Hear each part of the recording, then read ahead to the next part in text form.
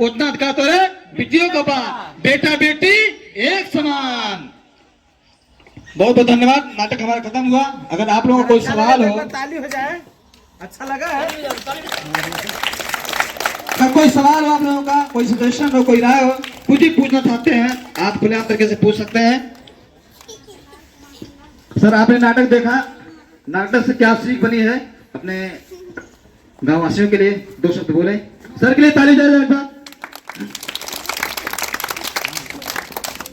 पहले आप सभी लोगों को बहुत बहुत धन्यवाद, आभार प्रकट करता हूं कि आप सभी लोग हमारे ग्राम सभा में आए और संविधान के प्रति हमारे ग्रामवासियों को जानकारी दी, जिसमें समतामूलक समाज की स्थापना करने के लिए आप लोग सभी लोगों ने जो है संविधान के अनुच्छेदों के बारे में बताया कि बेटा बेटी, पुत्र पुत्री, महिला पुरुष सभी एक समान हैं और सबको जो है शिक्षा लेनी चाहिए और इस शिक्षा को लेने के लिए जो है सबको विद्यालय समय से जाना चाहिए।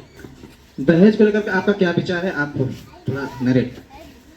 दहेज तो निगेटिव पॉइंट ये है, नहीं लेना चाहिए ना देना चाहिए। सबसे पहली बात है कि देने वाले की भी गलती होती है कि वह दहेज देने के लिए जो है अच्छे वर को तलाशने में लग जाता है। बिना दहेज का भी वर मिल सकता है, तो दहेज देने वाले की भी गलती है और दहेज लेने वाले की भी गलती है। तो दहेज को जो है हम नेगलेक्ट करें और इस पे बैन लगाएं। हम सभी का ये फर्ज बनता है, दायित्व बनता है कि दहेज को न लें।